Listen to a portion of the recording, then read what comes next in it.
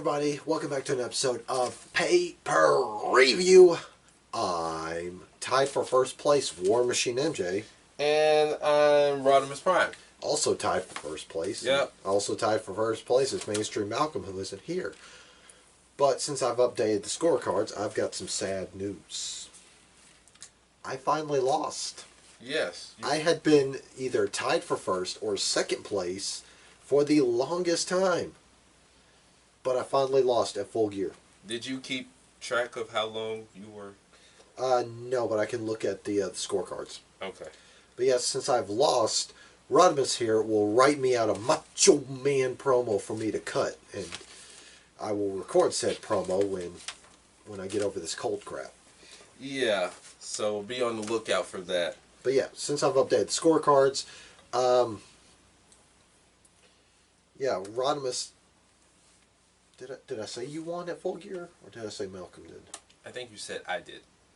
You know what? Why am I asking you when I got the scorecard here? Yeah. All right. Now, you guys tied at Full Gear. You won at War Games. And we all tied at Survivor Series. Oh, okay. So there we go. All right. But anyway, enough of all of that. We're here to talk about Survivor Series weekend, NXT TakeOver War Games, and Survivor Series, which was the next night. And we both say that this weekend definitely delivered. Oh, definitely. I mean, by all means necessary, TakeOver, there's not much you need to say about that. It definitely delivered, and Survivor Series was pretty damn good. It's better than expected. Yes, so you might as well say it delivered as well. But we're going to start off with Saturday with NXT TakeOver War Games. Now, this match was added, what, the day before War Games or so? Oh, the pre-show? Yeah. Yeah, they actually had a pre-show match. Yes, it was Angel Garza taking on Isaiah Swerve Scott. Now, I didn't see this match. Now, I watched this match. I tried to find it on the network, so I went on YouTube and watched their kickoff or whatever. But anyway, I thought this match was pretty decent. Both guys are very spectacular, very dynamic in their own rights. Angel Garza picked up the victory, however, in 7 minutes, 35 seconds. I gave it a 3 out of 5. Nice way. After the match, as Angel Garza was going back to Gorilla, Lio Rush sucker punched him. Yeah. So these two are definitely in a heated feud for that Cruiserweight Championship. But Angel Garza got the last laugh as far as Scott goes, but Lio Rush got the last laugh as he stood tall over Angel Garza. Yep. Now we move on to the main card. We kick off the show with the first ever Women's War Games match. War Games. Exactly. Anyway, we had Team Ripley, which was Rhea Ripley, Candice LeRae,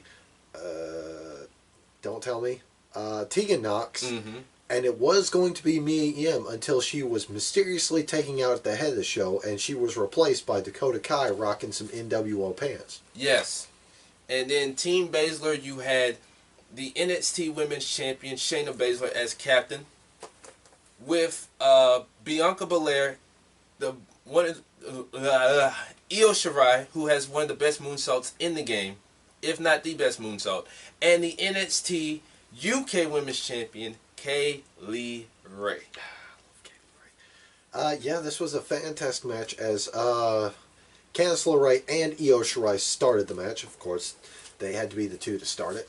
Yeah, and it just went on from there because, let's just say this match delivered. Yeah, afterwards, Bianca Belair came in, followed by Rhea Ripley.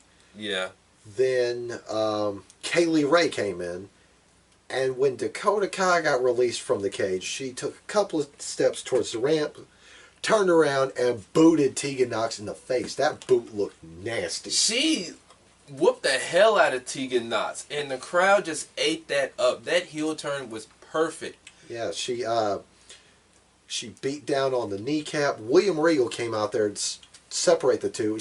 Dakota Kai even shoved William Regal out of the way. And the way the crowd was gasping when she did that, yeah, it was just one of those moments where it's just like, whoa, we wasn't expecting that.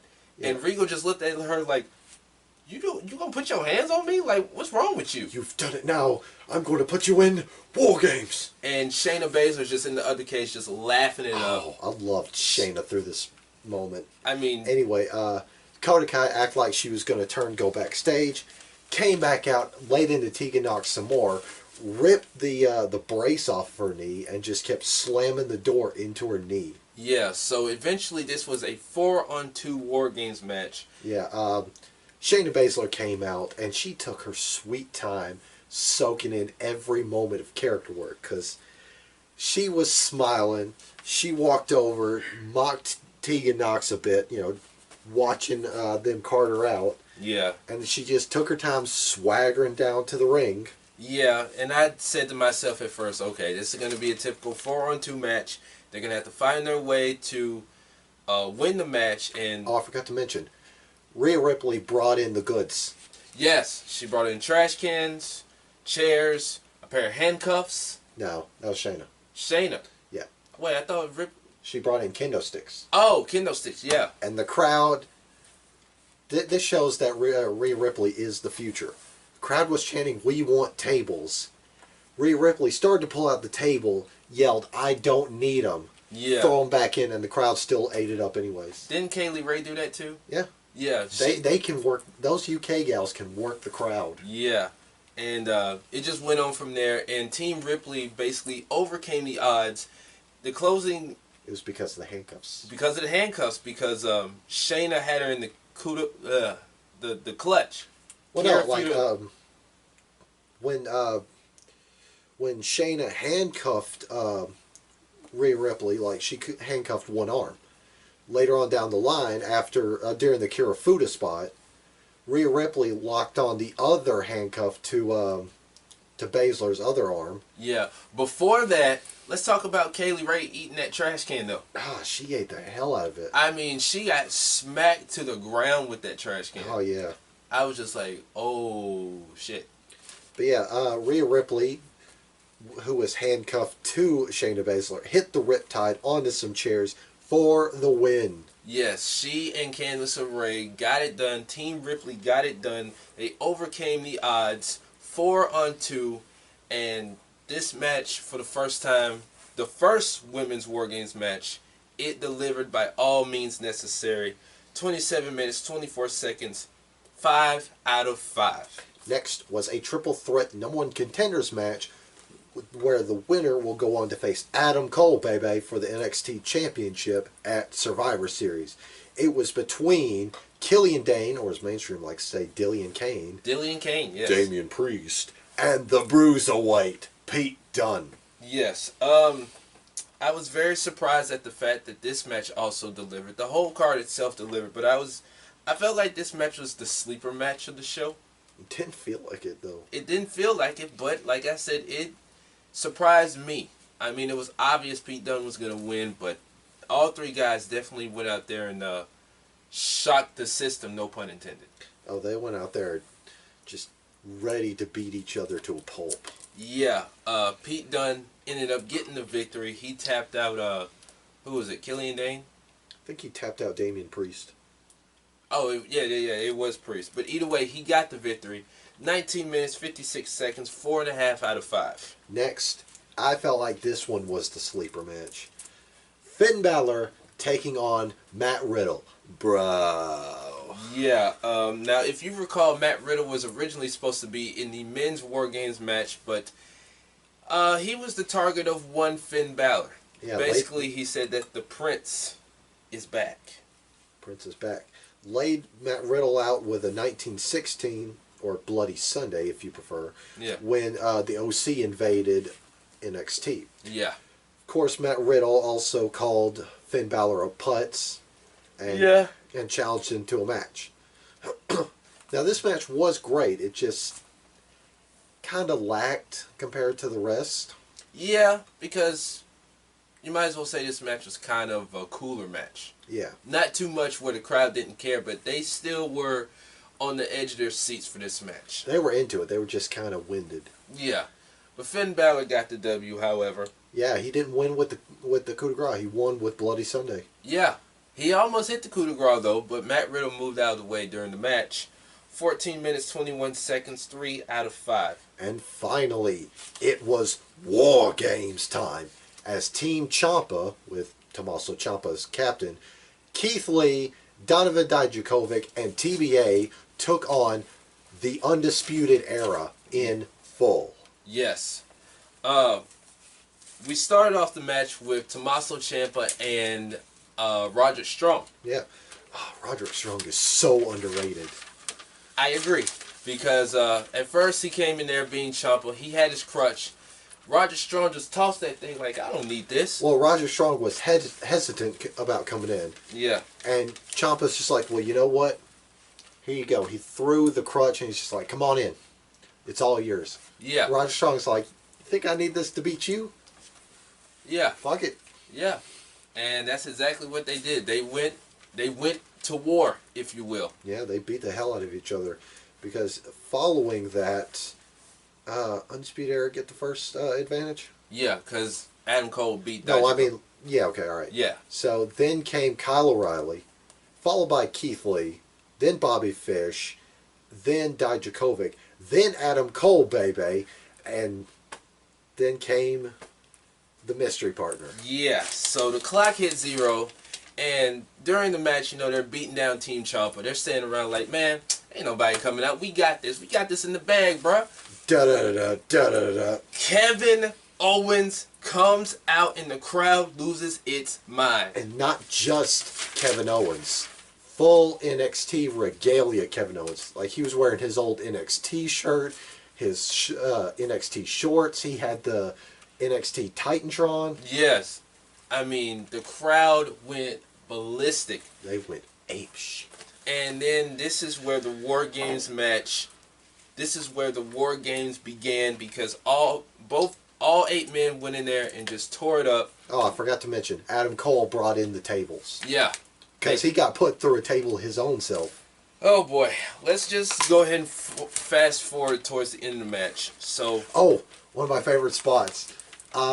Before Kevin Owens came out, Strong and O'Reilly took out Dijakovic. Yeah. And Strong got on the ropes and he yelled, "Feast your eyes on that, dork." Oh, wow. He called him a dork. It's like the most PG thing you can say. Oh, wait. Yeah, I remember Yeah. that. I was just like, come on, bro. I stopped us like, he called him a dork. Yeah, but, yeah, getting towards the end of the match, Undisputed Era, they're basically getting put through tables. Then we have Tommaso Ciampa and Adam Cole left. They're on top of the cage on the first side of the ring. Well, in the first ring, however.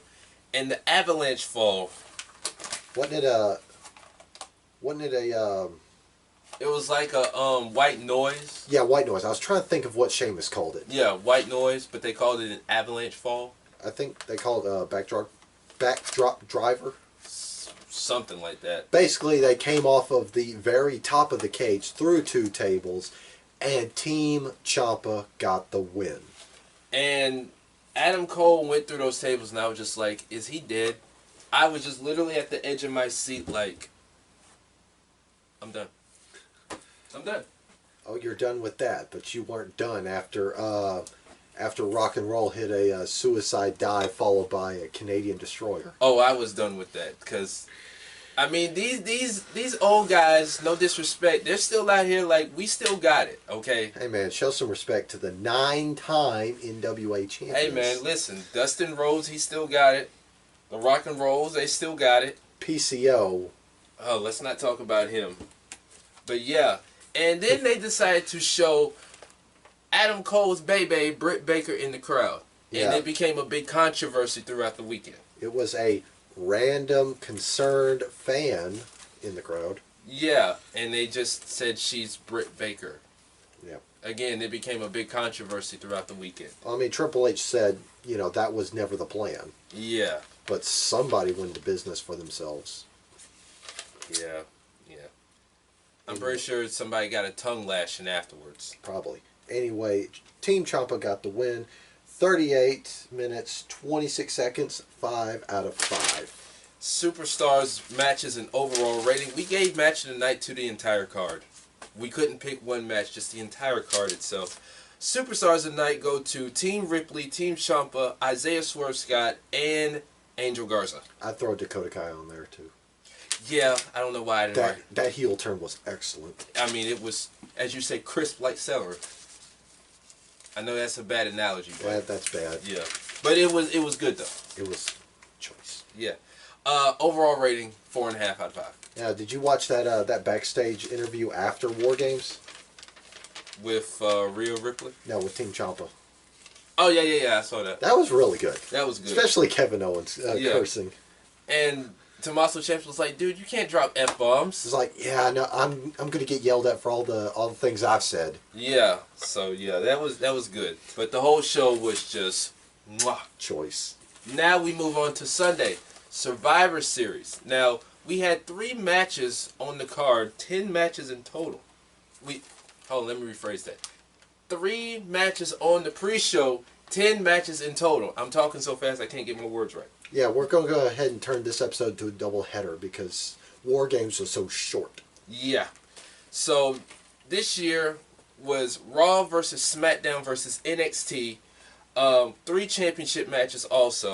So let's just go ahead and get on with it. Yeah, we kicked off the kickoff show with a cross-brand tag team battle royal. I like this a lot more than what they did last year. Yeah. I really don't remember much about the... It was a tag team elimination tag team match. Oh, yeah. Yeah. Where basically the entire ring apron was covered. Yeah, I remember that now. But yeah, some of the teams we had in there was, of course, Imperium. And Walter was at ringside. Yeah, we had the Forgotten Sons, who shall be forgotten. Actually, we can't diss on them too hard. They did have that great showing against Viking Raiders. Yeah, they did. I'll give them that. We had the Revival. Say yeah. We had Hawkins and Ryder, who were the first 2 out. The Street Profits. Street Profits. Rude and Ziggler. Who won the match. Because I gotta ask this question. I know this is weird of me to ask, but who the hell did Ziggler's hair? Natalia? Probably. Jesus Christ. I didn't pay attention to his hair. He had that big poof with the rest of the hair. Probably. Oh, Jesus. Anyway, like he's mentioned, Rude and Ziggler won the match, so they got the first point for SmackDown. In 8 minutes, 20 seconds, 1.5 out of 5. What do you do? Next was a triple threat cruiserweight championship match. Wait, yes.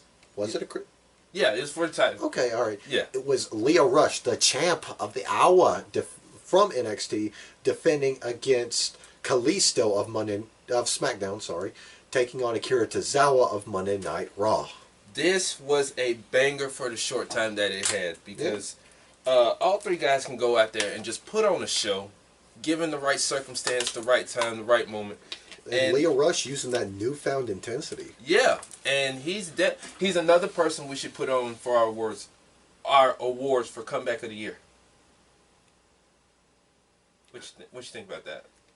I mean, compared to one guy who overcame cancer, another guy who came over a broken freaking neck. Who else did I say?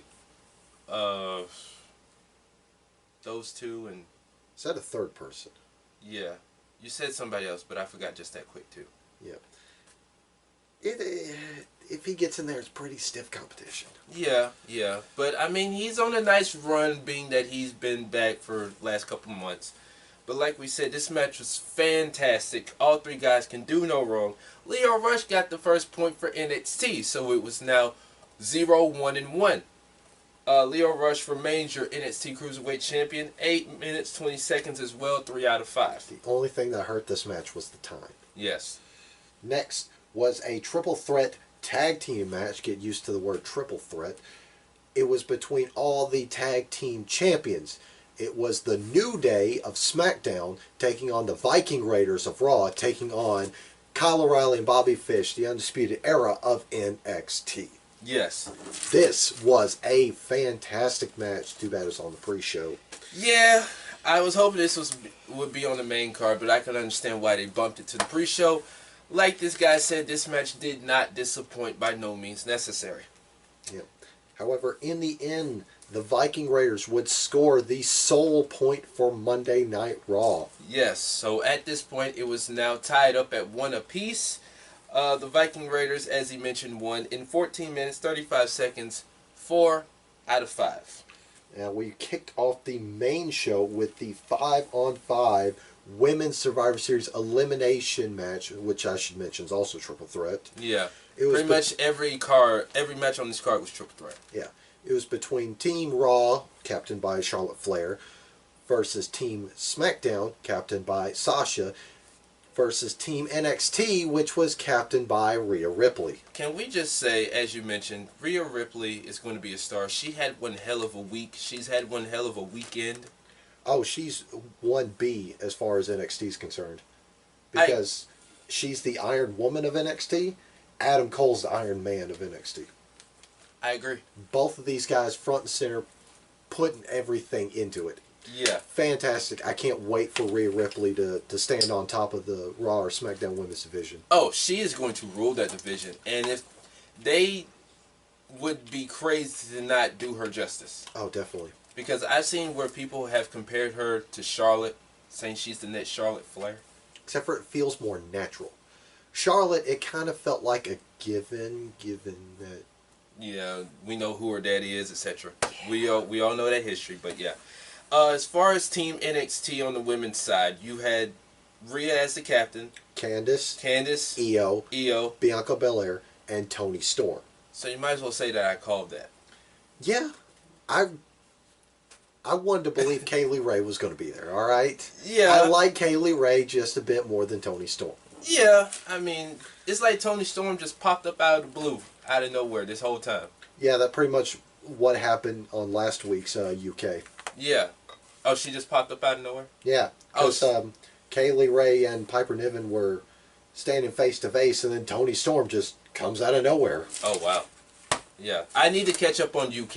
I've been missing that the last couple weeks. Anyway, but we're not going to go over the whole match, but there were some mid-match shenanigans, such as Io Shirai and Candice LeRae getting carted to the back. Yeah, and then Asuka turning on Charlotte, hitting her with the green mist. And she just basically walked out, and Charlotte got eliminated. I like how they panned the camera on Natalya, like, what do I do? Yeah. Why am I here?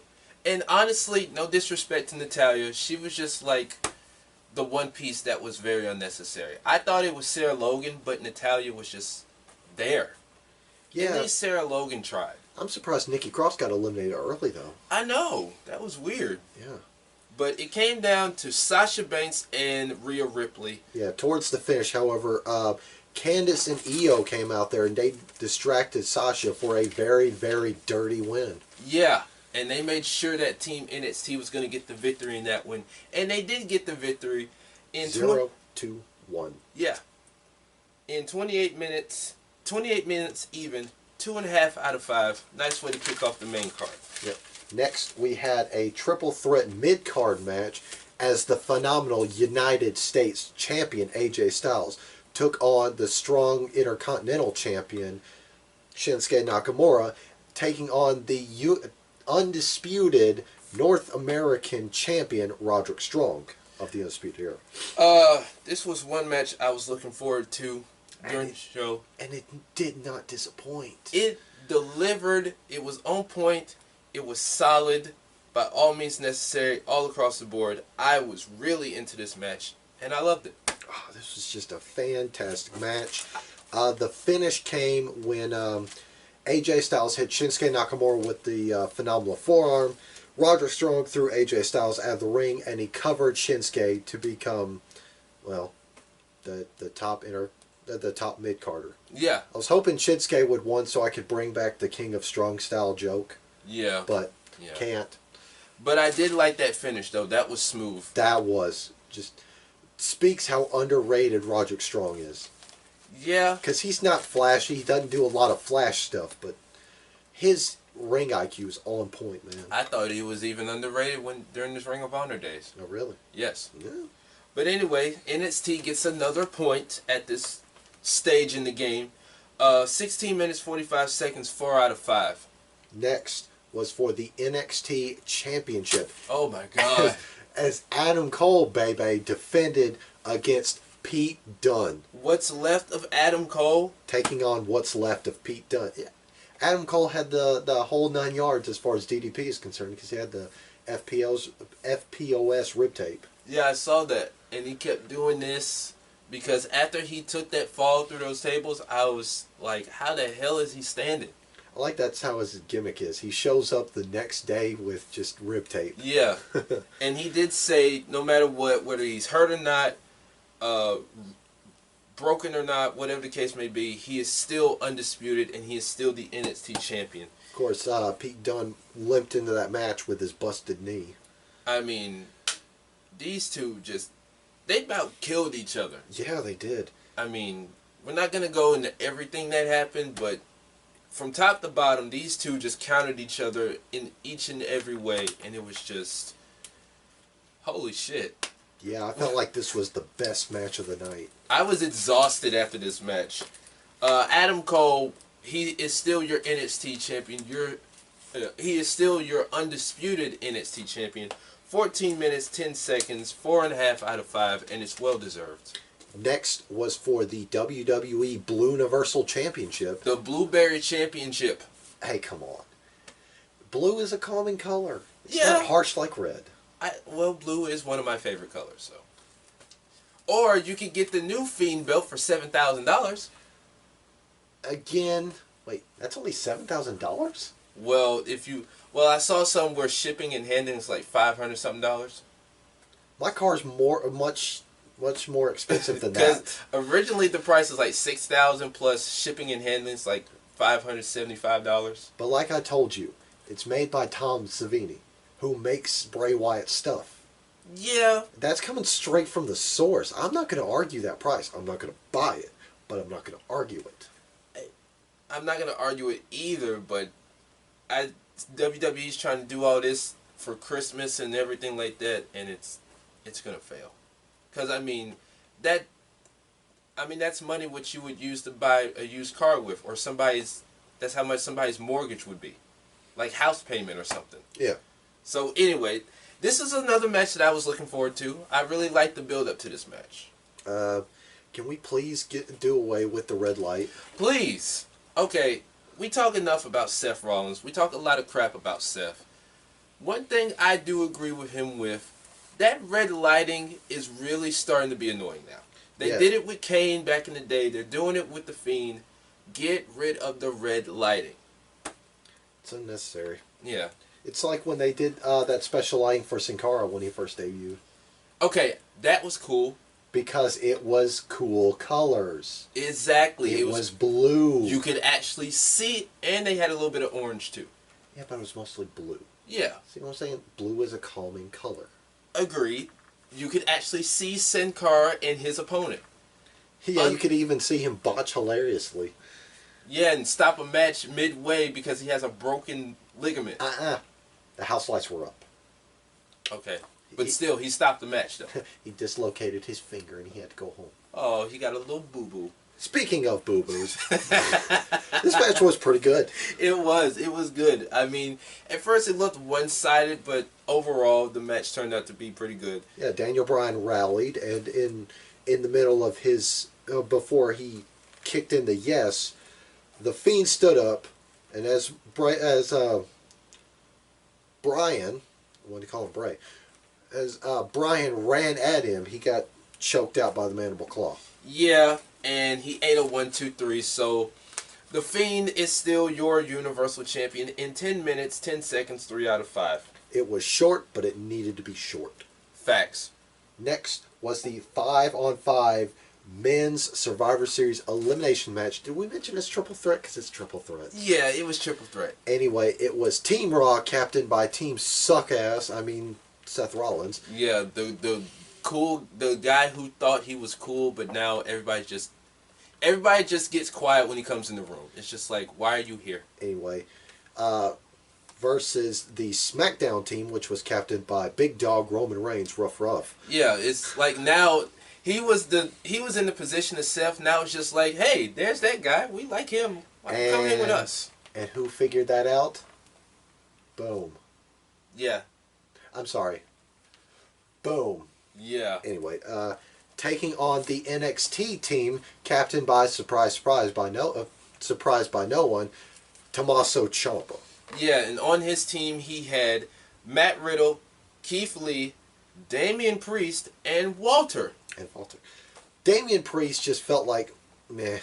I felt like he was like a last-minute replacement. They should have put Dijakovic in there. Yeah. But Walter, I'm happy they put him in there. Hated the fact he was the first eliminated.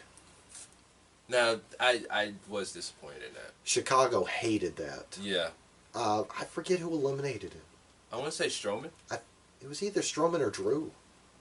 It was Drew. Yeah. It was Drew. Well, there you go. There's some Drew heat.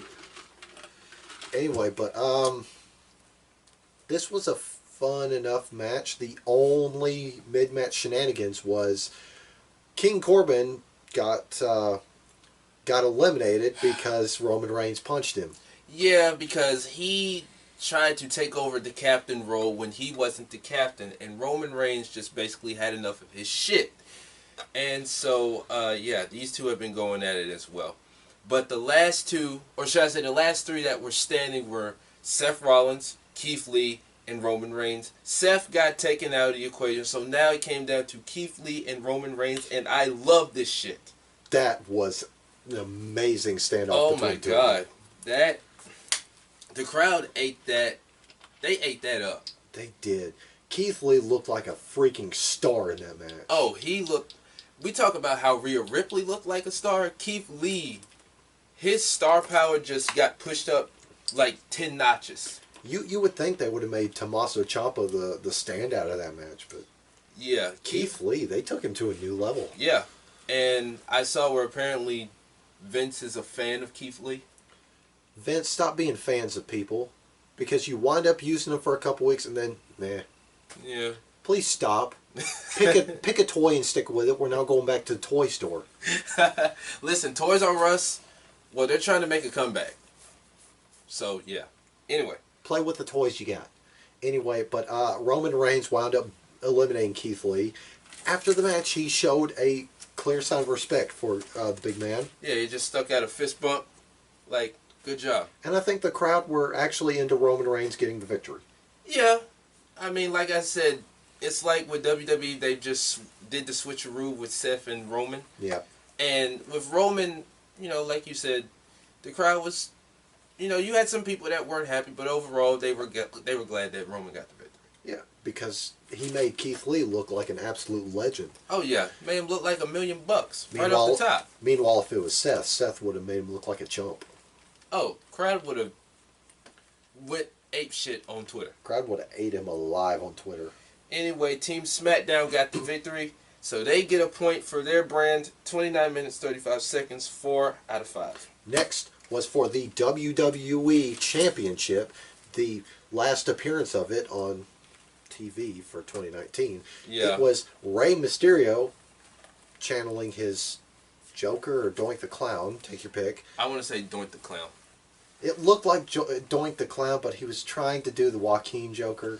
Yeah. It kind of fell flat. Yeah. At least it wasn't his Silver Surfer cosplay. Hey, at least he didn't go out there in tights that made him look naked. Yeah. Anyway, he took on Brock Lesnar, current reigning, defending, blah, blah, blah, yeah. blah, in a no-holds-barred match. Mm-hmm. Now, you cannot say that for a second you actually believed Rey was going to win. You know, honestly, I didn't have him winning, but it was a. Well, no, I mean like during watching the match. Oh, watching the match, yeah. I mean, there were moments where part of me was like, okay, Rey's gonna win, but overall, it was just like he's not gonna win. Yeah. This match was fun. There are not many Brock Lesnar matches I've enjoyed because of the typical obvious result, but I enjoyed this match. It just goes to show that every time Brock's at Survivor Series, he puts on a good match. Yeah. Put on a good match with Daniel Bryan. He put on a good match with AJ Styles. Finn Balor at the Royal Rumble. Well, I said Survivor Series, but yeah, that works too. Yeah. Put on a good match with Samoa Joe. Yeah. Now he's put on a good match with Rey Mysterio. Yeah. Anyway, mid-match, Dominic got involved. Rey Mysterio hit a low blow. Dominic hit a low blow. Well, he came out there with a big old white towel. Yeah, tried to throw in the towel, and Brock just laughed it off. Yeah, like, nah, dog, we ain't going for that. Anyway, both men hit a 619, or as it's known across the world as the Swiss 19, or the Tiger Feint kick, or for Walter, what the fuck did he just do? Been working on that bit for a while. Anyway, now that was fun. That was the highlight of the match when they hit that double 619. Hit the double 619 into the double frog splash. Double pin, and Brock still kicked out. Rey Mysterio got on the top rope later into an F5. 1, 2, 3. He dove into that F5. Like, come on, dude. You know you gonna get hit with that thing. Why do you do that? That's his bread and butter, dude. Stop diving into it. Anyway, 7 minutes even, 3 out of 5. A very fun and serviceable match. Very enjoyable. Now, can we just say, Dominic's got a bright future ahead of him. Yeah, I mean... That 619 was on point. That frog splash was on point. I mean, I wouldn't be surprised or put it past me if he's having his first match sometime next year. I mean, for example, Lance Storm, I think he's a producer now for WWE. Yeah. He trained Dominic, so there you go. And plus, he and Ray, they have some connection in the industry. He also moonlights as the WWE UK Championship. Yes. Face it, have you ever seen Dominic Mysterio and Walter in the same room together? No, you have not. No. But anyway, we move on to the main event. It was a triple threat match, a women's triple threat match, as the longest reigning Monday Night Raw Women's Champion. Oh yeah, at the time of this recording. Becky Lynch taking on NXT Women's Champion Shayna Baszler. And I need to see your manager because your employee was very rude to me. Karen of SmackDown. Bailey. Did you notice a little Easter egg on Bailey? What was that? What, the way she was dressed up? Her little head wrap. That's not what I was talking about. I don't know what that is. Oh. How wearing the belt across her midsection spelled out the words AEW. Okay, let me just say, that is whack. Like, I seen people saying they won't let her do that because it spells that. That is so whack. I don't know if it's a conscious thing or if it's just unconscious. Oh my god. Like, if she's aware of it, okay, that's cool. If she's not aware of it, that is hilarious. I mean, how could she not be aware of it? I mean, instead, like, her gear used to say Bailey across, now it's just Bailey. Then she has the belt AEW. How could you not see that? And they talking about they won't let her do it because it's... Like, stop. I didn't pick up on it until What Culture put out a video about it. I caught up on it, like, when she first did the heel turn. Yeah. I caught up on it real quick. And everybody was, like, making a big deal about it. I mean, I don't care either way. Yeah. But, can we just say how disappointed we was in this match? Yeah, this match... It wasn't a bad match. It was just painfully dull. Yeah, and the crowd was just worn out because of the matches that happened before. I mean, they did the best they could. It's not their fault. Yeah. But, you know, when you got people chanting, "This is awful," and CM Punk... It's Chicago. CM Punk chants don't count. They always chant CM Punk. Yeah. I mean, it got to a point where people stopped doing it now. But now, since he's back, you know, they're going to do it again. But, like we said, it's not their fault. They did the best they could, but the match just... It was very underwhelming, and I was very disappointed. Yeah, well, bright side is they had the right person win this match. Yeah, Shayna Baszler tapped out Bailey, so NXT won the night 4-2-1. Afterwards, she got laid out through one of the announce tables by Becky Lynch, and that's how we ended the show. We ended the show with Becky Lynch saying, "This is my fucking show." Yeah, and they quickly bleeped out "fucking." Yeah.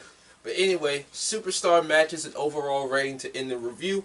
Superstars of the night go to Lio Rush, the women's NXT team, Adam Cole, Pete Dunne, The Fiend, Bray Wyatt, Daniel Bryan, Team SmackDown on the men's side, Rey Mysterio and his son Dominic. And Keith Lee. And Keith Lee, yes. And matches of the night go to the NXT Cruiserweight Championship, the women's elimination match, Styles versus Strong versus Nakamura, Cole versus Dunn, the men's elimination match, and the WWE Championship match. Overall, we give it a good 4 out of 5. Yeah, it lived up to its hype. Yeah. And you know what I love about pay-per-views these days? Not one of them, since Hell in a Cell, have broken the 3-hour mark. I've noticed that. Like, they stop at 3 hours. I've noticed that. Or with Hell in a Cell, it stopped at like 2.5. I think it was like 2.5 hours. They ran short, though. But yeah. It was another pay-per-view a couple months ago that was SummerSlam. Yeah, SummerSlam. SummerSlam was, usually it's like, what, 4.5 hours? It's about 5. Yeah. It was what, like 3.5 hours this year? About 3 hours. I was like, wow. So that means they're probably going to go big for Mania. Oh, God. 7.5 hours. I hope it's not like that next year. Like I said, when I got home, I was exhausted. I literally went to sleep. I didn't even change clothes. I just got in bed. 7.5 hours. I wish they could do like New Japan and just split it up across 2 days. Yeah, I've heard rumblings about that. 3 hours here, 3 hours there. Just don't make it 7.5 hours. Okay, maybe 4, 5 hours. I feel like 5 hours would be... Wait, are you talking about all in one night? All in one night. Okay. 4.5 max. 4.5 to 5 hours max. 7.5, that's just stretching it way too long. Because remember, it was, they're like Eastern time in New York. WrestleMania ended at what, like 11? Yeah, when it ended for like everybody, it was over 2 days. Yeah. Because it had stretched into 12 o'clock, 1 o'clock. Yeah. It was like 11:30 our time, Central Time. It was like 12:30, 1 o'clock in New York. Yeah. And people were exhausted. Jesus. Now, what they need to do to cut some time, only book like the really good matches. Yeah. I mean, you could put in a bunch of crap match here, crap match there. Yeah. Not so much time wasters, but coolers. Yeah. Don't put any stupid live performances. That's what kills a lot of these pay-per-views. Didn't they do that this year? They didn't do no live performance this year.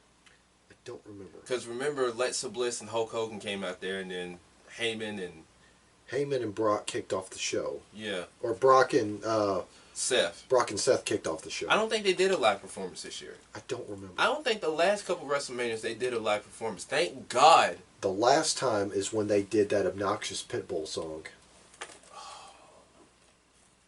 You know the one I'm talking about. Yes. The green light one? Yes. Or when they used to have Flo Rida come out there. That was like every freaking year. No, I do remember when they had MGK come out there. That was cool. Yeah, that was That was when Cena faced The Rock the first time in Miami. Yeah, and they had Flo Rida the same night. Pitiful. But yeah, they need to really start trimming that down because that's really killing people. Yeah. Don't do any of the backstage segments. No. Okay, they can do it for the pre-show. Pre-show, yes. But main card, no. They need to do like match, advertisement, match. Kind of do like New Japan. It's like New Japan, like when they do Wrestle Kingdom or any of the pay-per-views, it's like match after match after match after match. They just... The only time they waste is video packages. Yeah. But that's just like a quick recap of what this person's done. Yeah, or if somebody's coming in or something like that. Or, and I've liked this every time I've watched New Japan, they run through the previous IWGP heavyweight champions. I do like that. I like that. That's cool. For example, MLW's starting to do that. Oh, really? Yeah. WWE doesn't need to do that. No. There's a lot of champions I want to forget. Yeah. So many of them I want to forget. Yeah, but we won't name them. No, we won't. No. Sergeant Slaughter. Yeah. Anyway, Diesel in 95.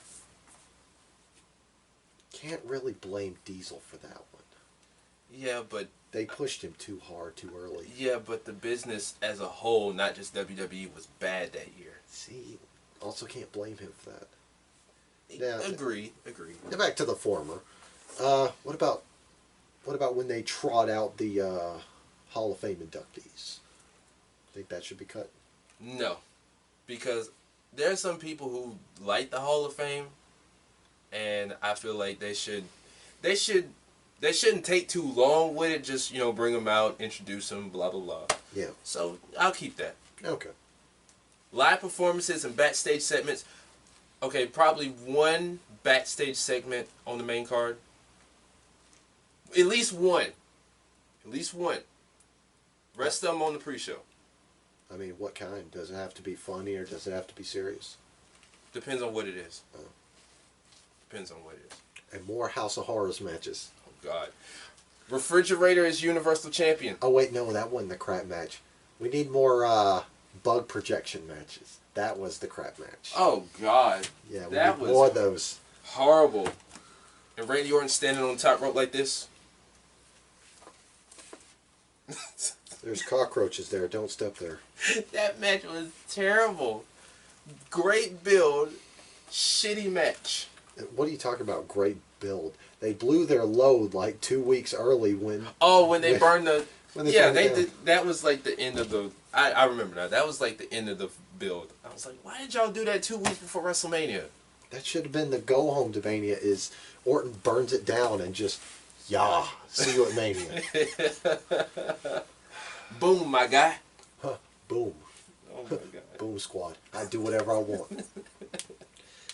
That being said, that's our review and ramblings on Survivor Series and War Games. Yeah. The next takeover show will... Next War Games. The next takeover show will be in February 2020. NXT Takeover Portland and Royal Rumble weekend in January. They will not have a takeover show, but they will have the Worlds Collide show. NXT versus NXT UK. That's right. So Royal Rumble weekend's not looking too bad. Yeah, it's looking pretty good. Yeah. Of course, the next time WWE comes to pay-per-view is going to be tables, ladders, and chairs. Conspicuous by their absence is stairs. Yes, thank God. It's a conspiracy. Conspiracy? Yeah, because the match was so bad they don't want it back. Oh, I mean, I don't blame them. You'd have a crap match if you have a stairs match, which you could build a lot of innovative spots. Instead, you choose to give it to Big Show and Eric Rowan. I could see Ricochet making a stack of stairs, running up them and jumping off of them. Yeah. That'd be cool. Yeah. Because he is their superhero. It's beaten to death. Yeah, but let's go ahead and end it. Anyway, he's got an ugly, stupid face. He's Rodimus Prime. Yeah. And I'm War Machine MJ, the guy with the glasses, and I'll see you guys next time.